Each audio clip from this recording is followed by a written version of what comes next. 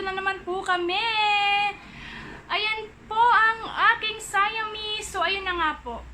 So, ang topic natin for today ay gagawa po tayo ng wet food. Okay? Homemade wet food nila. So, guys, keep on watching. Panoorin nyo lang po yung homemade na wet food natin. Okay? Kung paano tayo makakatipid, lalo na po sa mga maraming alagang cats dyan. So, please watch this!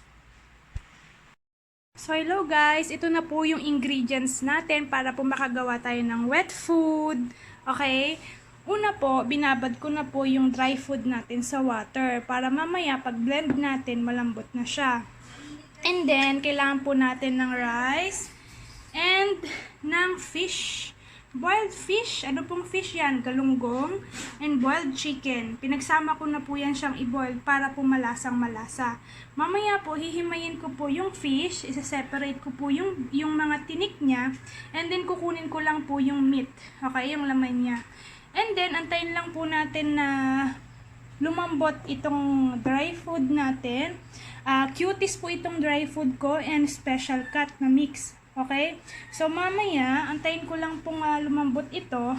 And then, syempre, kailangan natin ng blender. So, gagawa po tayo ngayon ng wet food. Ayan. So, hintayin muna natin na lumambot itong dry food nila bago natin i-blend. Okay? So, ayun na nga guys. Ito na siya. Tinakpan ko lang. Okay. After 30 minutes, ito na po ang dry food na binabad natin kanina. Okay? And then, yung ating fish and chicken na nahimay ko na. Okay? So, ayan. I-blend na natin.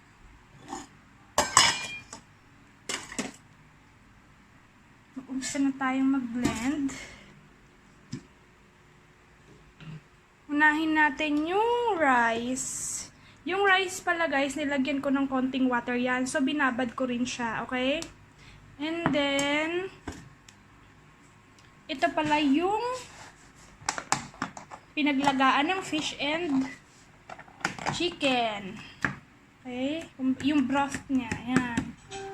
So, yan ang magiging natin, pinaka-water natin. Yung sabaw niya. So, umpisahan na natin. Unahin muna natin itong sabaw. Okay.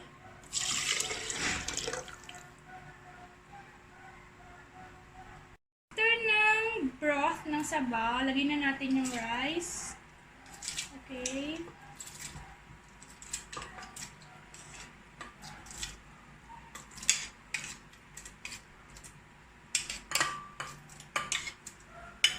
Sampung cuts po ang ating pakakainin. Okay, sa 2 ulo lang ng fish na galunggong and isang pirasong chicken breast. Para po magkasya sa kanilang lahat. So, maging practical tayo sa pag-prepare ng food nila. Next, yung binabad ko na dry food. Ayan, para madali na siyang i-blend. Ayan po.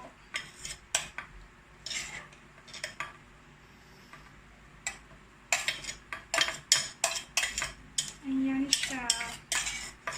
Next natin yung chicken na hinimay natin kanina and fish. Okay? Mix na natin yan.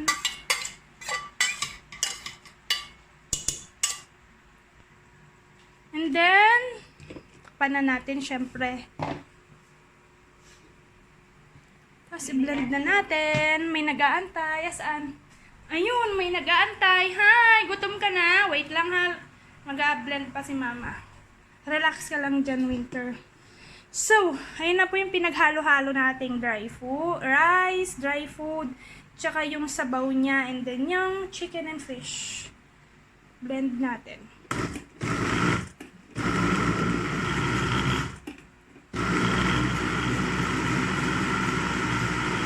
Gagawa tayo guys ng wet food, okay? 10 cuts na po ang kain nito. 1 meal lang po ito.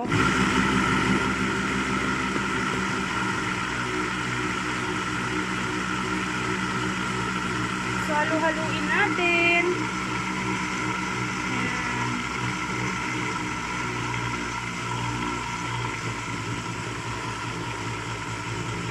Sa mga ibang wet food kasi guys, may mix na siyang rice. So, napag-isip-isip ko na bakit hindi ko na lang gawin total. Ang ibang wet food ay may mix ng rice. Tulad ng Smart Heart wet food, meron siyang mix ng rice. So, pwede rin po yung liver, chicken liver. Pwede nyo pong i-mix sa rice, sa dry food, o kahit anong ano po. Or kahit anong, pwede rin po ang pork, kahit anong meat, okay? Pwede rin ang pork, chicken, pork, liver, chicken liver. Pwede po yan. Yan po ang pinakaulam nila. O, diba? Kaysa bibili pa po kayo ng wet food. Ang pinakamurang wet food ngayon guys ay 30 pesos per pack. Okay? Sa isang pusa lang yun ha. Sa isang pusa lang yun, 30 pesos per pack. Eh ito, sa 10 pusa na meron na tayong 1 meal.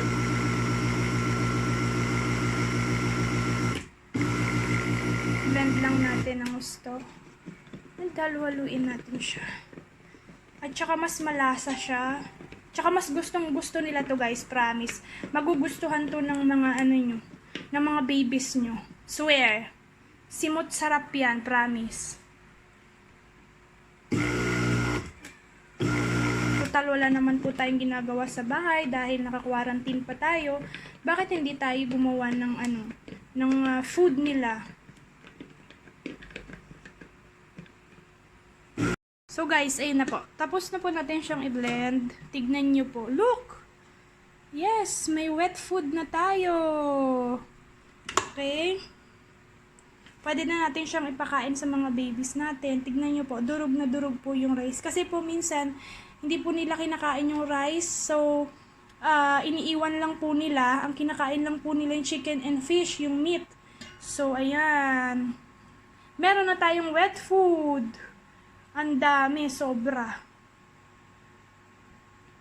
Siguro kung tatansyahin ko to, meron akong 7 pack na wet food na nagawa ngayon. Okay? Sa dami niya. So, dapat guys, maging practical din tayo, lalo na po sa may mga maraming alagang cats. Ayan. Kunin natin yung tira.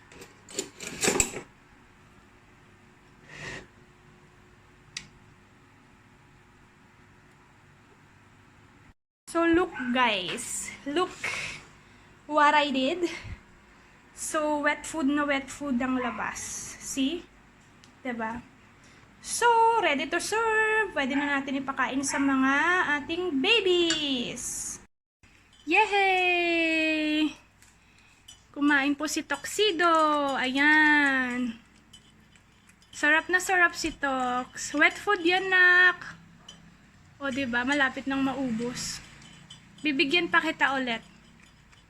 Marami pa doon.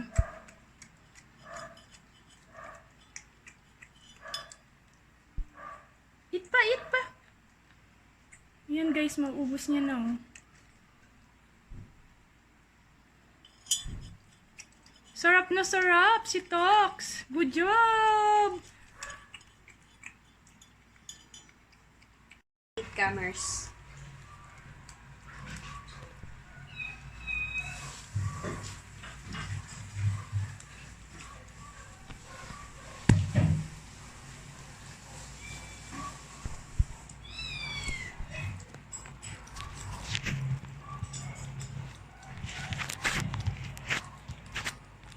Hala, gustong-gusto niya. Told you so.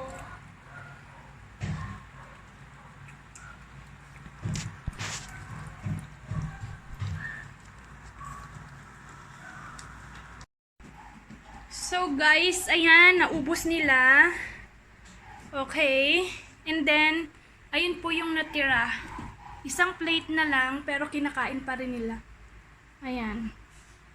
So mamaya babalik-balikan na lang nila yan. Pero kumakain pa rin si Taro. Gustong gusto niya. Yan. Galing naman ni Tars. Sige na. Thomas. Thomas. Wala na yan. Dito ka na lang kumain. Oh, ayan oh. Yan po ang ugali nila guys. Pagkatapos nilang kumain, kainan, kakain ulit ng dry food. Ganyan sila katakaw. Yan po ang aking mama cat. Very good. Sinisimot pa. Meron naman doon. Meron pa doon. Mas gusto niya yung isimot niya. Kumain po siya ng wet food. Kumain na naman ng dry food. Takaw mo talaga, Thomas. Tapos babalikan nila yan guys, mamaya mauubos na yan. Isang plate na lang natira, simot na oh. So guys, ayun na nga. Kung napanood nyo kanina kung paano mag-prepare ng wet food, okay, i-apply nyo lang ito. Mas makakatipid po tayo at saka mas healthy sa kanila. Okay? So, kung may mga question po kayo, just comment below and sasagutin po natin yan isa-isa, okay? So, yun lang po guys. Thank you so much. Sana meron na naman kayong natutunan kung paano gumawa o mag-prepare ng homemade wet food para sa ating mga alagang cats. So, yun lang guys. Maraming salamat. Thank you. Bye!